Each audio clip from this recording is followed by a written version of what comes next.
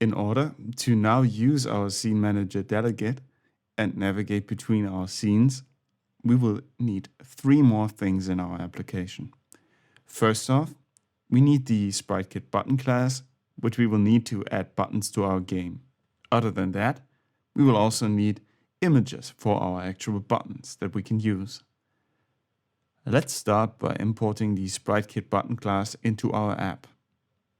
Now we will not go over the entire implementation of it again, since we've done this already, and you can just rewatch the SpriteKit button video where we explain all of this in detail if you feel like you don't really know what exactly we're doing right now. So let's just add the file containing the class to my project. You can just download the Swift file here if you don't have it on your computer. Let's just drag the SpriteKit button Swift file from the Angry Birds folder into the custom nodes folder inside of the project, and make sure that copy items if needed is checked. You should also verify having selected the file that under target membership our Birds application is checked. This way we make sure that this file and with it the SpriteKit button class gets correctly compiled with our app. Now that we have this in place, let's head over to our asset catalog and add the 2 graphics we're going to use for our buttons. So let's select the 2 files, play button and wood button, and drag them into our asset catalog. I can then right click on the 2 files and create a new folder from the selection, which I will call buttons, just so that it's clear what it contains. We have our play button for the menu and the wood button, which we're going to use for the level boxes in our level selection screen. Now that I have the SpriteKit button class and the appropriate images, we can start implementing the changes and start in our menu scene class, which we, as of now, show as the initial scene of our game. I will begin by overriding the didMoveToView method of my scene, which I can select just like this. I will also create 2 custom methods in this class. The first one will be setUpMenu without any parameters, and I will call it right from the didMoveToView. And we will use this method to actually create our menu on screen, meaning we will add everything we need, like a background image or a play button. The third method is the one that should be triggered by tapping on our play button.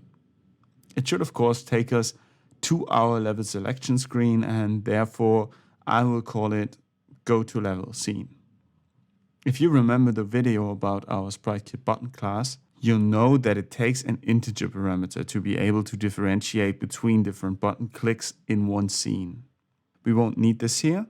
However, I will need to make sure that our method has its type. So I will just use an underscore for the parameter of type integer. This is important because we would otherwise not be able to use this method with our button. If the SpriteKit button is tapped, I want to use my Scene Manager delegate property to call the appropriate method in my GameView controller. So let's write Scene Manager delegate dot present level scene. That's all I need to do here, since we've completed this functionality in the GameView controller itself already. We will now begin by displaying a really simple menu containing nothing more than a centered play button. So in the setUpMenu method, I will just define a constant button as a new SpriteKit button instance, and this button will now need to have an image, an action, and an index.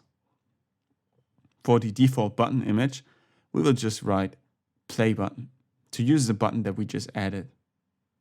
The action will of course be go to level scene, and since we don't really need the index, I will just pass 0 here. I want to position and scale my button, and begin by writing button.position, which will be a CG point, and since I am trying to center it, I will just pass frame.midx and frame.mid-y for the coordinates. I would then use my custom scale method, like we did with our bird, by writing button.aspect scale. And since I want to scale it to the height of the scene itself, I will say frame.size false and 0.2 for the parameters. This will make our button a fifth of the height of our scene.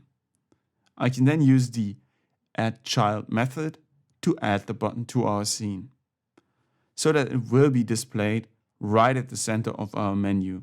And if we press it, we should get to our level scene.